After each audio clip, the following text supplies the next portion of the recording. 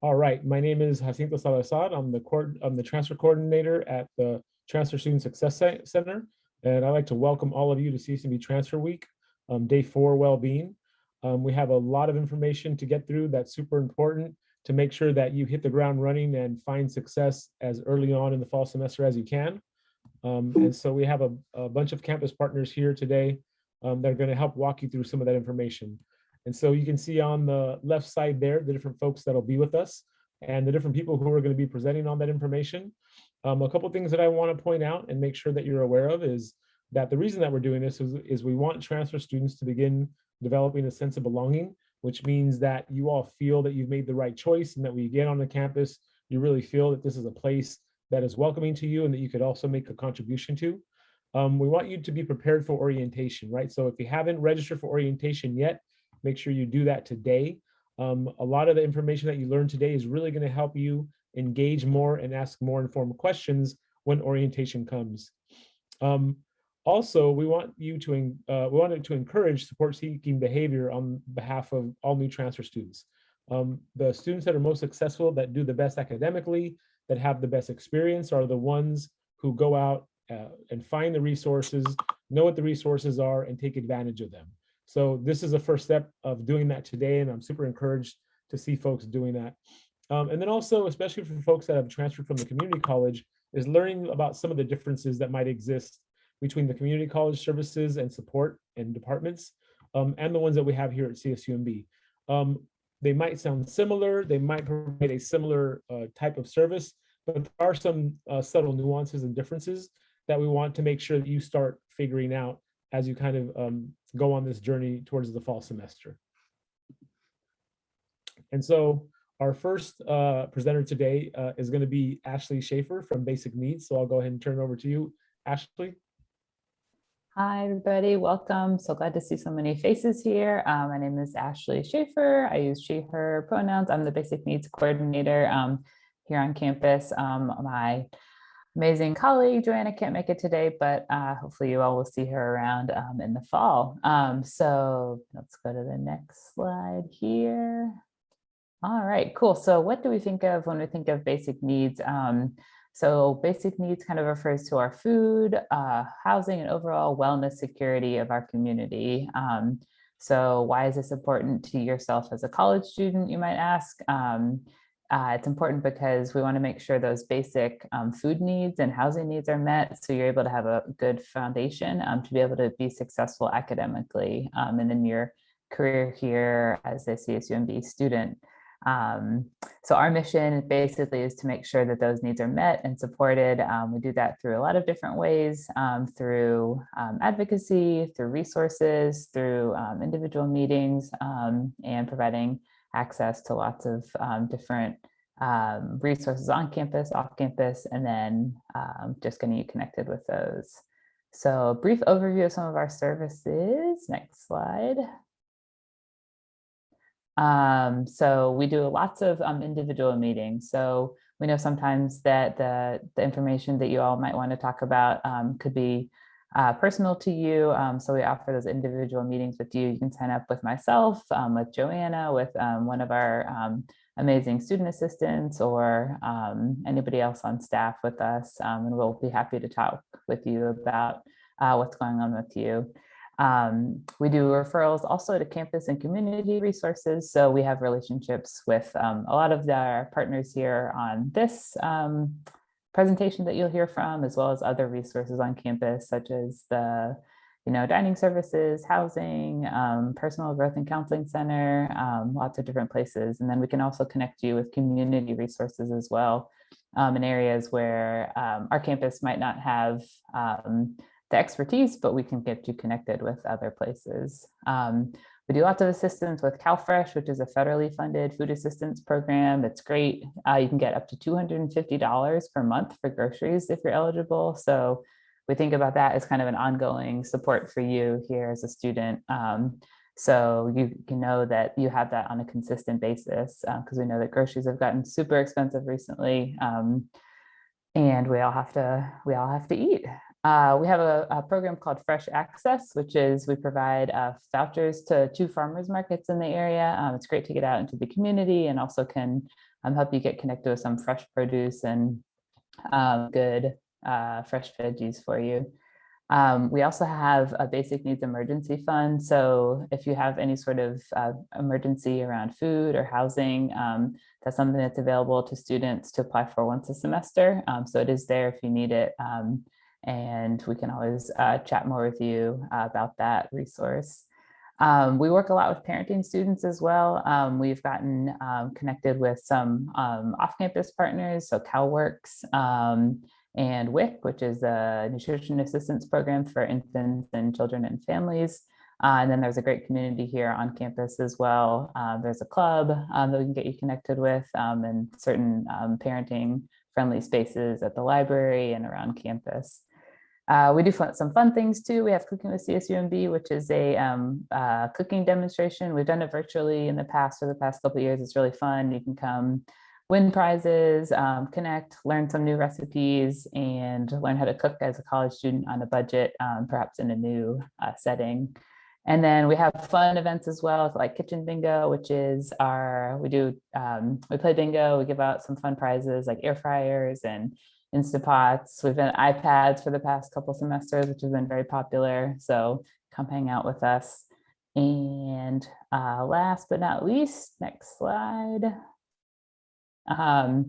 If you want to get connected with us, there's lots of different ways. We have a referral form on our website, so you can refer yourself, or if you have a friend or a classmate that might be struggling, you can always refer them over to us. You can shoot us an email or get connected with us on social media. You can read all of them there. I will not read them out to you, but yeah, we are looking forward to seeing you all and want to make sure that you are supported in your general basic needs. And I think next up is Gary Rodriguez from Health and Wellness. So Gary, take it away. Thank you, Ashley. Hello, everybody. My name is Gary Rodriguez. I am the Health Promotion and Prevention Manager with Health Promotion and Education, which is part of Health and Wellness Services at CSUMB. And I'm here to tell you a little bit about a couple of different departments within Health and Wellness Services that I think you might find useful in your time here at CSUMB. The first one is the Campus Health Center. The Campus Health Center is a full-service health center offered for the whole entire campus community. It's actually open to students, staff, and faculty. First and foremost, our priority is making sure our students are served. We provide urgent and primary care services by licensed medical professionals. It's also important for you to know that the services provided at the Campus Health Center, for the most part, at least the basic services, are provided at no additional charge to you. You as a student pay a student health fee each semester, which means you can access basic healthcare services at no additional cost. So this is things like just a basic office visit, physical exam, lab work, basic lab work, lab tests, sexually transmitted infection testing, well women exams. And there's a listing of all those services that are basic services on our website. And we also will let you know what are covered through your health fee and what services are available for a fee when you arrive at the Campus Health Center and to seek those services. If there is a fee for the services that's provided to you, you always have the option of whether or not to accept it. If you are insured, we can bill insurance directly for those services. And for uninsured students, we provide those services at a discounted fee, thanks to our partnership that we have with Doctors on Duty. And those of you who are local in the area may have heard of Doctors on Duty before.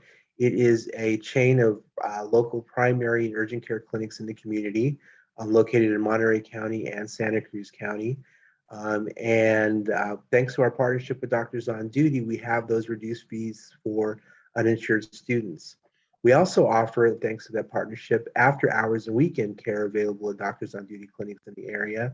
So when our clinic is closed, and we are open from 8 a.m. to 5 p.m. Monday through Friday, but let's say you have something that comes up after hours or on the weekends and need to see a doctor and don't want to wait till the next day or the next Monday when the clinic is open again, you can go to any Doctors on Duty clinic in the area that is open.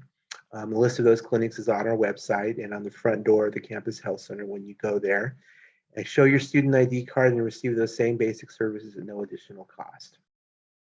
So it's a nice added benefit knowing that we have after hours care available for you as well too in the community.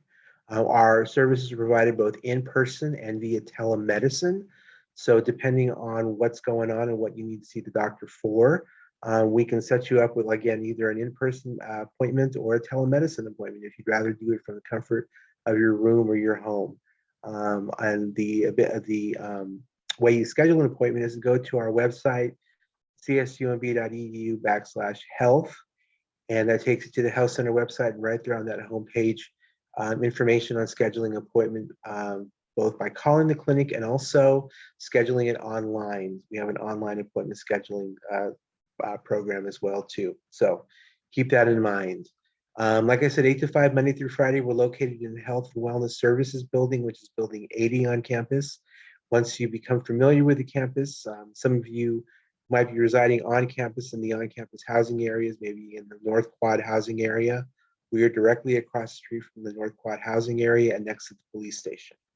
So hopefully easy access to students wherever you are on campus. Next slide, please. I also want to talk a little bit about the Health Promotion and Education program, which is the one I work most closely with. Health Promotion and Education is comprised of myself and another health educator who works alongside us. Oh, we're going a little, there we go. There we go. Well, who works alongside us, along with peer educators. We have students just like yourselves who have gone through a training process and a certification process to work alongside our health education staff in providing health promotion information to our campus community. So this is everything from alcohol and other drug education prevention, nutrition education, mental health, suicide prevention, reproductive health, sexual assault prevention. We cover a wide variety of issues, all designed to make sure that you as a student are maintaining your health and well-being, and also providing resources for you, information about health and wellness services resource, such as the counseling center that you'll hear about in a few minutes, the health center, and maybe even student disability resources, who I think spoke already previously this week. So our job is to make sure, again, that you have the resources available to you and point you in the right direction to get the services you might need. We also provide presentations and trainings for students on a whole wide variety of health promotion topics. We provide health education materials, and like I said before, also referrals to campus and community resources. And one more slide. This is a little to-do list that we comprise for you, just some things to keep in mind to hopefully make your transition into your first semester at CSUMB a little bit smoother.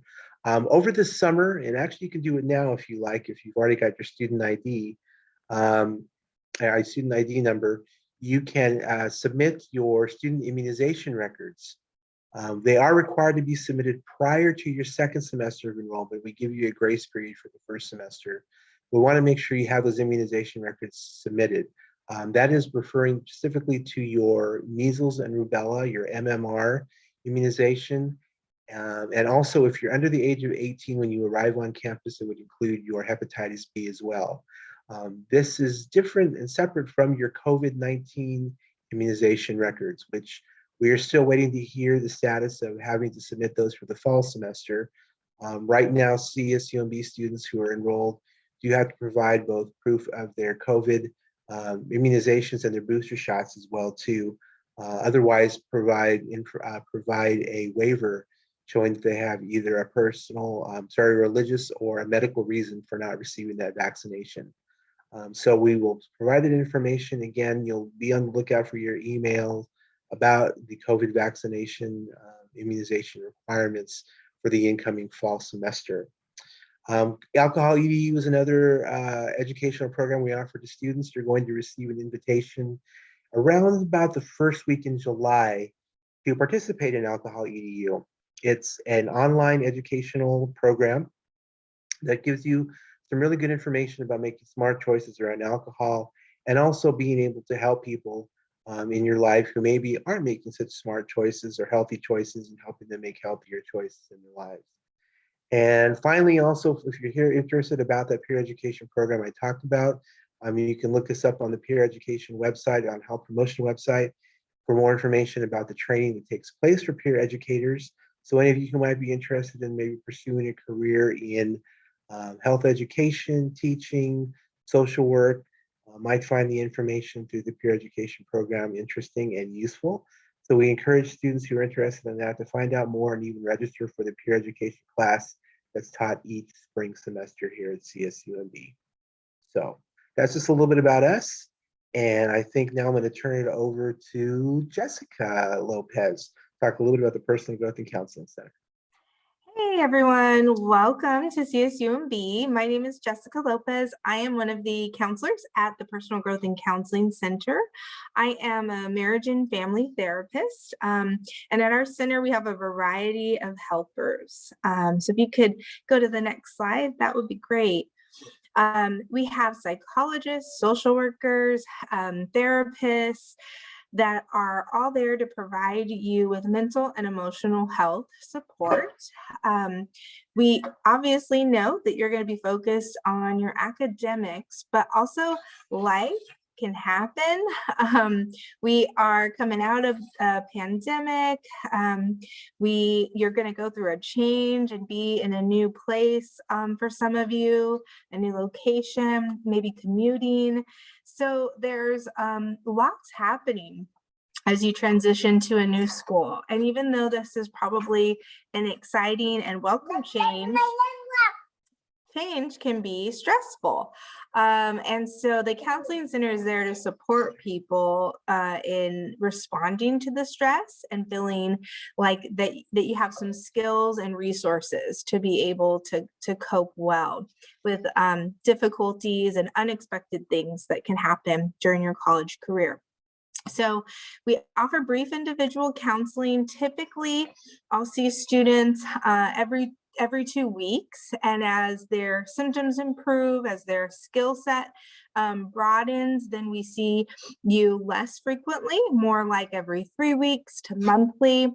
And then sometimes we'll pause in service, and you might use a group support as your primary option.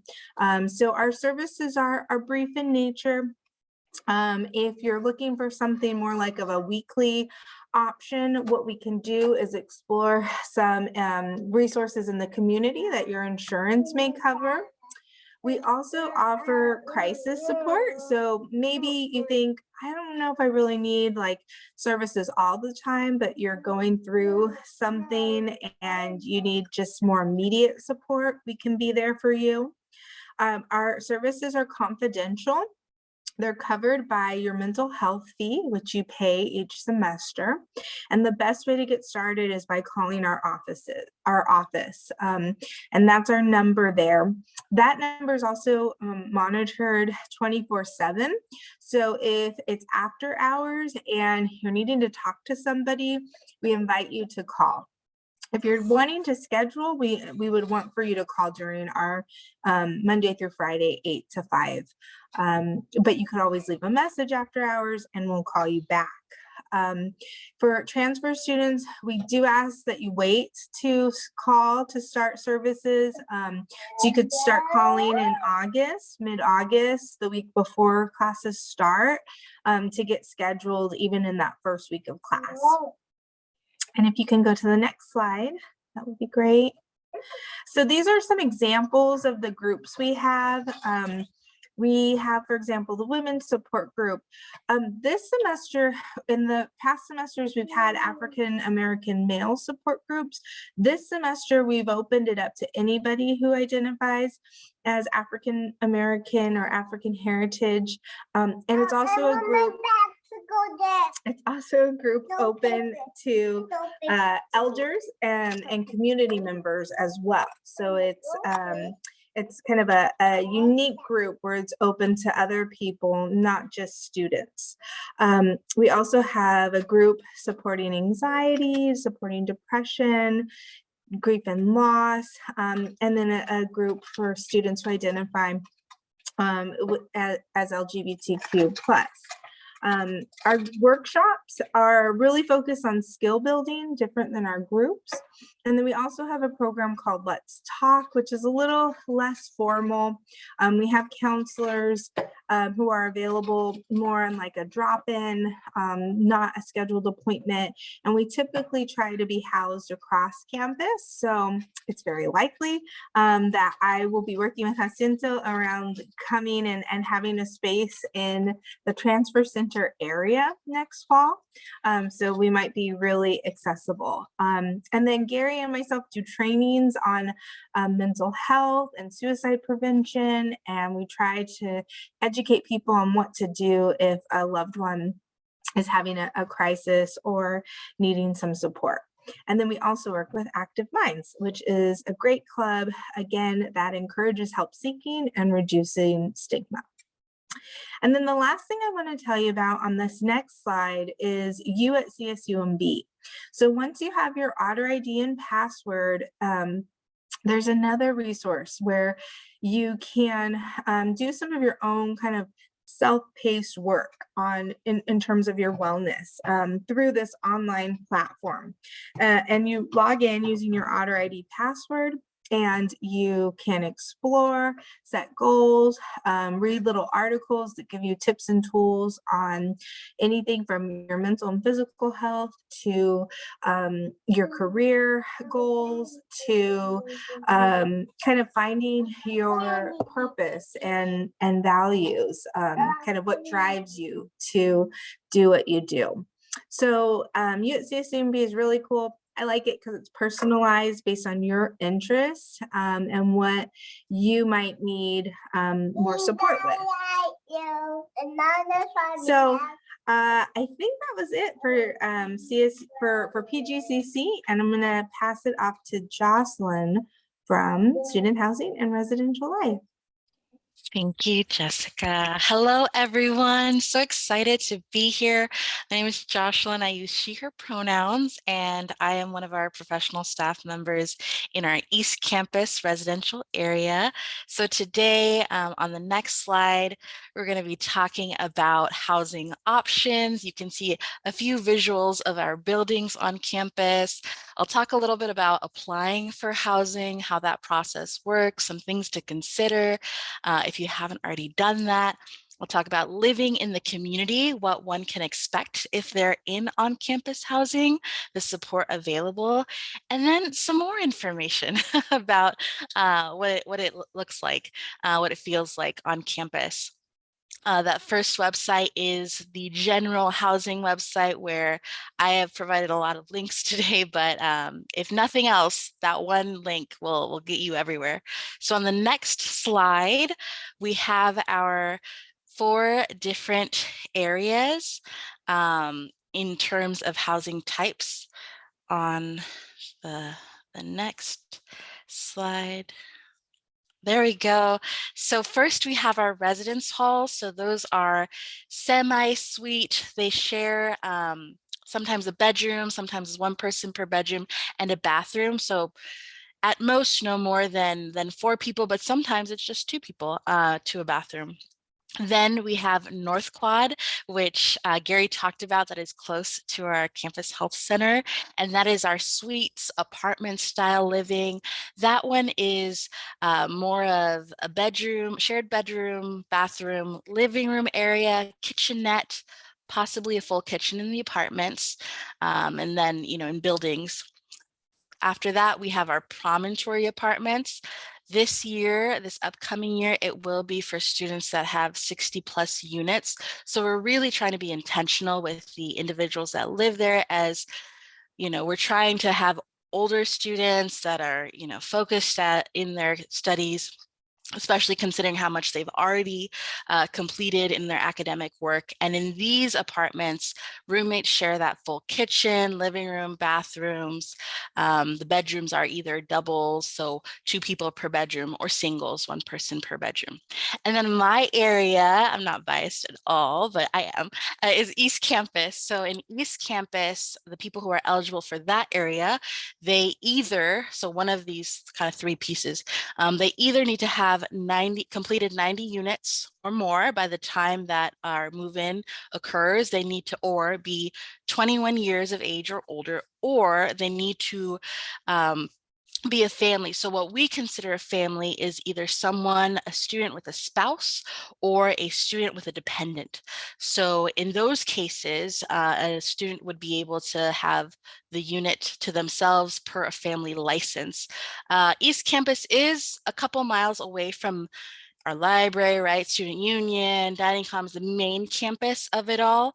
And it also functions a little differently in terms of payment. It's more of that off-campus feel with a monthly rent versus a semester rate. And, it's also an apartment with living spaces. We have garages out here. If you're in a downstairs unit, you have a backyard, an upstairs unit, you have a balcony. So it's kind of like little cul-de-sacs on different courts. And our options page talks a lot more in depth about these different areas. But then on the next page, like I said, what are some tips? What are some good things to know when applying? So the application should be available now on your My Housing portal, and one can access their My Housing portal by going to the CSUMB dashboard, and we have a page that talks about how to apply. I would recommend setting aside a little bit of time, perhaps a couple hours prior to starting the process, because there is a payment component that consists of the application fee and then a prepayment that gets applied for the fall semester. And if one doesn't stay to complete the application, it might time you out, and then you have to wait about a business day. So trying to avoid all that, set aside a little bit of time before you start. I also included our 2022-2023 Housing and Dining Plan License Agreement. So it is a lengthier document, but it has so much useful information from the day that your license starts, right? What are your rights and when can you move in, to the last day the license entails? What is that move out period? If, for example, you need to know information about our policies, about, again, additional rights you have as a resident, it's all neatly in there in that document. But looking at rates, I know that payment is super important. The rates for next year are also online. We do function through a payment plan. So very quick, if you all remember the residence halls, suites and apartments, those are paid by semester. However, we break up that payment into 3 payments. And I put an example of last year, what that looks like. So for example, last year, that first fall payment was due around July 30th, right, prior to moving in. And then the next one, August 30th, and so forth. And we hope that that is helpful to our students so that they don't feel that, maybe a larger sum is coming all at once. And then with East Campus, the payment plan is different because it is a monthly rate.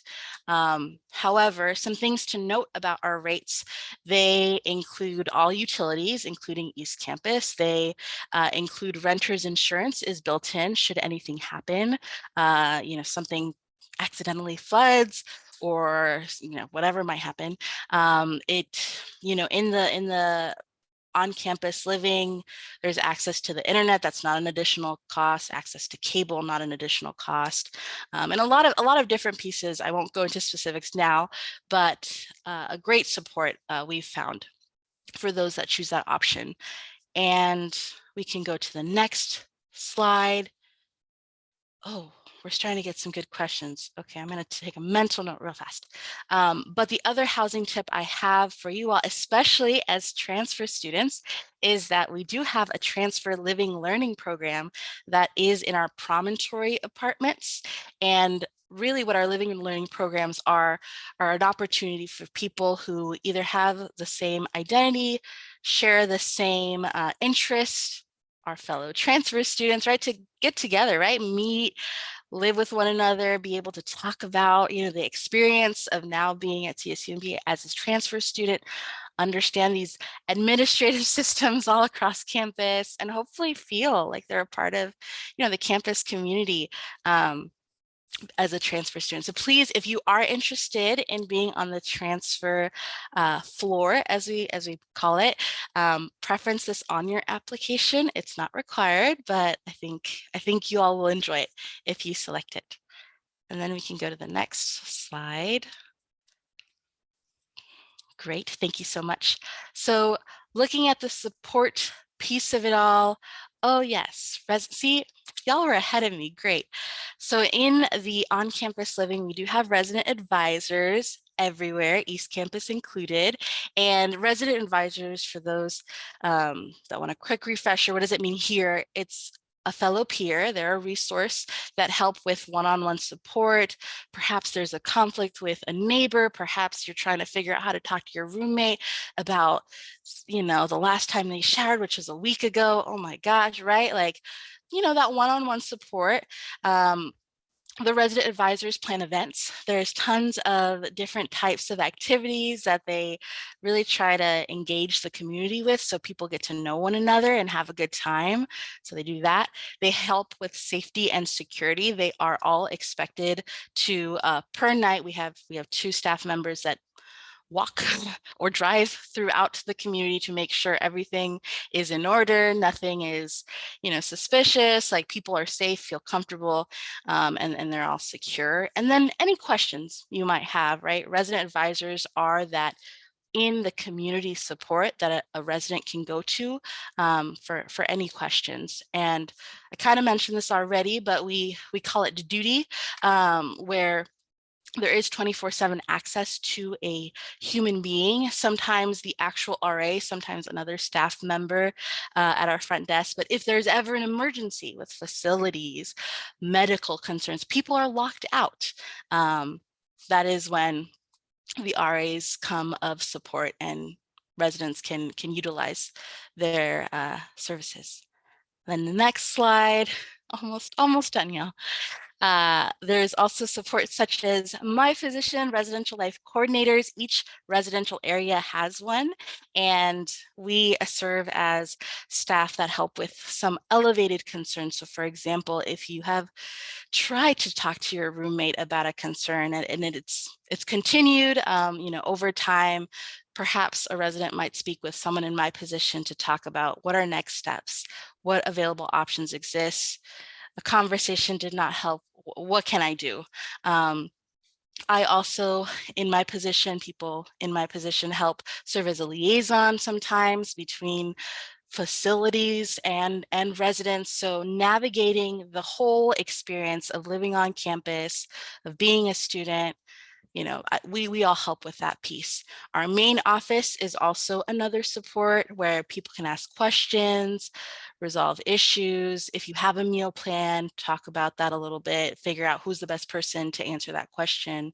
And some more benefits are linked and hopefully will be linked in the chat. The last slide I have, last slide I have. Next. Oh, maybe. There it is move-in. So August 20th is our move-in for all but the residence halls, and we have information about what we suggest people bring. We have a social media account. Please follow it if you want to stay up to date with what's going on. Some, you know, events are advertised, different things that are important to keep in mind with deadlines are often advertised. So follow us. And then our email. I would say a lot of questions we receive are often very specific and require follow-up questions from our staff. So most of the time, and maybe today, I will be referencing that email as the best point of contact to start, to make sure that we cater, right, each question, each person's need to their specific circumstance. So our email is there, our phone number is there. Robin is our office manager, coordinator for housing operations is her title, and she's amazing. So if you see Robin, be like, oh my God, you're Robin, I heard your name. She's great, she's so lovely. And that is housing. All right, and so just a couple of things before we get to the Q&A. I want folks, if you're not on your phone, I want to pause and make sure everybody scans that QR code. And for those that are on your phone and can't scan that, if one of the peer mentors can drop our social media landing page there. It's our campsite bio. That will have a link to all of our social media, to our Instagram, our Facebook group, the Transfer Center YouTube channel. We also have a LinkedIn page. It has our email on there. We have all of our events that we do throughout the semester get posted on there, as well as links to other important information, like links to our parenting student pages and all that kind of good stuff that people will definitely want to bookmark and take advantage of, and make sure that you're very familiar with it, not just at orientation, but through the fall semester. And tomorrow is going to be our final day of CSUMB Transfer Week, and the peer mentors are going to bring it home. They're going to have a panel where they talk about their experience as transfer students, giving some advice. We're also going to have a CSUMB Kahoot game where you can win some transfer CSUMB swag if you're the champion in that trivia Kahoot. So make sure you join us for one more time tomorrow, same time, 5:30 to 6:15. And then most importantly, just want you to know that we love transfer students. So I'm going to go ahead and stop sharing my, and everybody go ahead with emojis or whatever, give all of our campus partners who provided this information a round of applause. They do an amazing job sticking here well after their normal work hours. So thank you so much for that. So I want to do two things now. Before we get into the Q&A, I totally messed up and I didn't allow the amazing peer mentors that I work with to introduce themselves. So they've been dropping the links that you've been hopefully been clicking on and saving. They're going to go back through top to bottom the questions that people had to make sure that they get answered. We want to make sure that we answer all of those questions out loud in the chat so that everybody can hear it. And so the folks that are going to be doing that are the three of the peer mentors that we have working today. And so I'm going to let them introduce themselves and then they'll take it away. And we'll start with Addie. Hi, everyone. So thank you so much for coming today. I'm Addie. I'm a peer mentor at the Transfer Student Success Center, and I'm a humanities and communications major with an emphasis in communication studies. And I transferred from Modesto Junior College in the fall of 2020, and I will be graduating this May.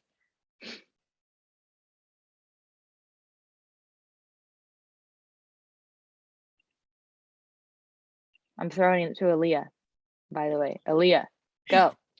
Hi everyone, I'm Aaliyah. I'm a Cabrillo transfer. My major is business. I have a concentration management, and I am also graduating next month. And I'll send it to Miranda. Hi everyone, my name is Miranda. I'm a peer mentor at the Transfer Student Success Center. I transferred from Cabrillo College, and my major is business administration with a concentration in agribusiness, and I will be graduating in a little bit less than a month. So thank you all for being here. Awesome. And so if you all want to go to the top of the chat and find those questions that people started dropping from the beginning, and we'll just work our way down.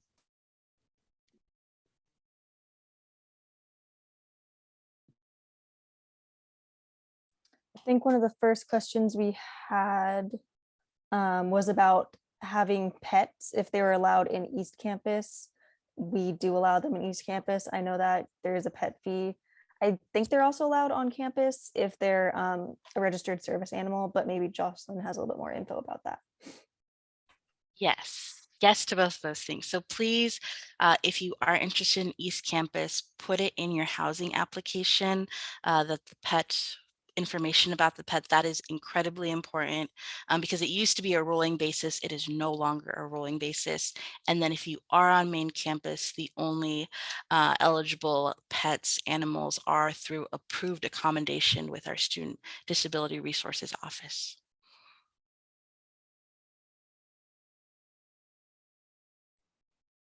And our next housing question was, do Promontory and East Campus apartments have RAs living there? Yes, they do. In East Campus, it's one per the street, and in Promontory, it's one per the floor.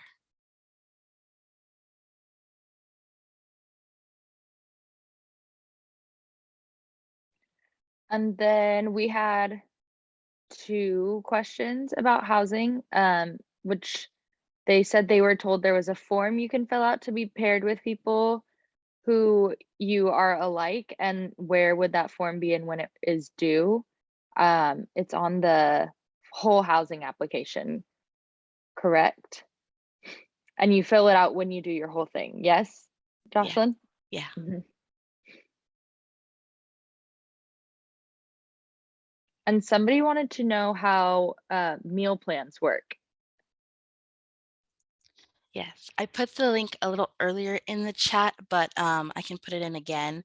There are different meal plans, and so it depends on which one you select. But the descriptions on the site, I just linked it again, are pretty specific to, is it unlimited in meals for the whole, every day of the week, and a certain amount of dollars that wouldn't give you a swipe into a dining commons, but perhaps might get you some food at Starbucks or a different dining area.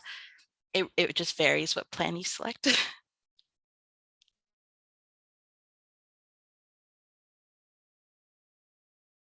And there was a question about how housing is assigned, if it's random, or how, if they don't like what they're assigned, how to change it.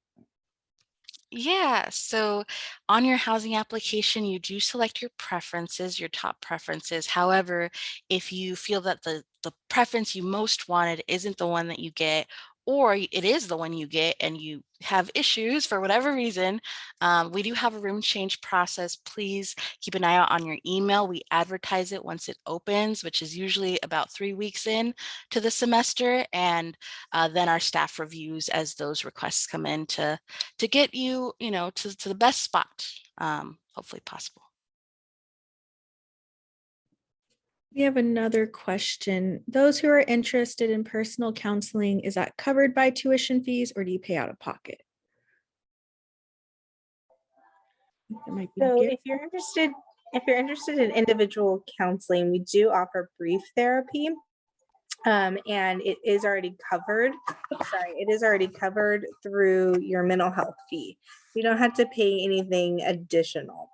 But if you're looking for some long-term care, then it would be probably advisable to explore insurance options, or if you need like a specialized therapy or something that would go beyond like 10 sessions for the academic year, then we would want for you to connect with a community provider. So typically students average about 5 counseling sessions per academic year.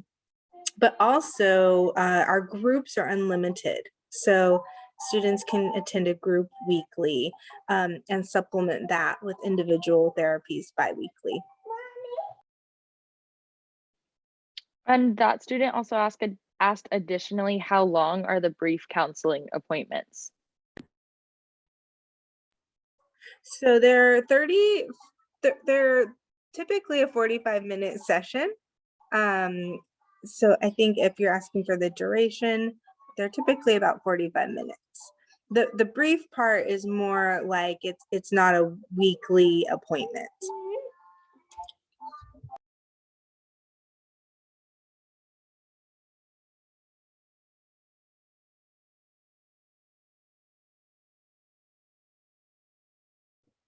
Thank you for that.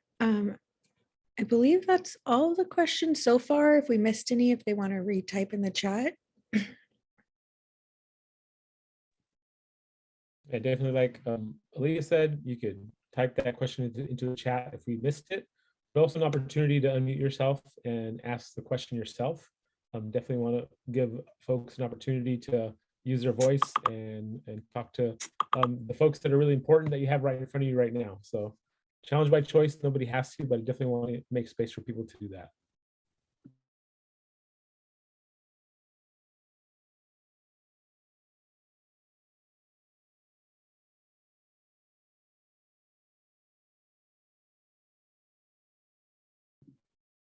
You could also put into the chat or unmute yourself and talk about how excited you are or how nervous you are. All that stuff is really good and welcome. These folks here are caring and helping individuals.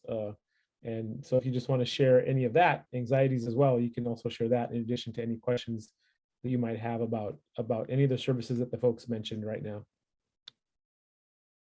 I have a question to ask for everyone who's here, since they might not be thinking of it. Jocelyn, can you answer this for us? Since everybody is a transfer student here, in the upper division housing, do they need to have a meal plan, or do they not? Oh, that's a great question. So in any residential area that has a kitchen, like a full kitchen, which is Strawberry, one of our North Quad buildings, all of Promontory, all of East Campus, you do not need to have a meal plan. Please make sure that if you do not want a meal plan, because you're like, I'm just going to cook for myself, to opt out. Do not select that you want one, because that's really important.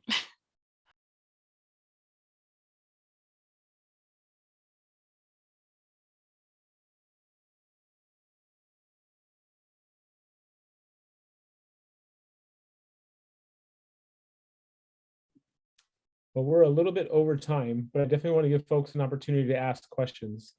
I think it's important to start engaging with not only campus resources, but your peers. So I'll go ahead and give folks some more time to ask. Hi, I'm Araceli. I don't have a question. It's more like a comment. I just want to say thank you so much for hosting this. I found it to be very helpful. Unfortunately, I wasn't able to join the last ones, but this one definitely answered questions I had.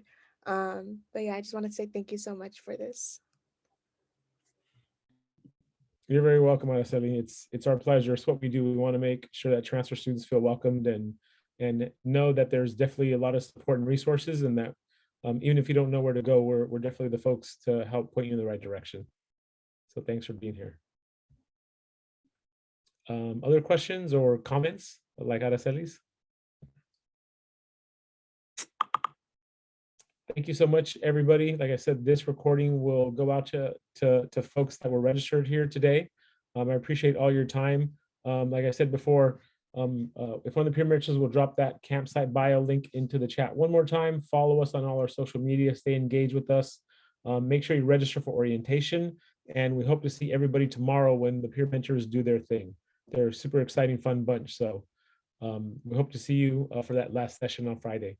Thanks so much, everybody.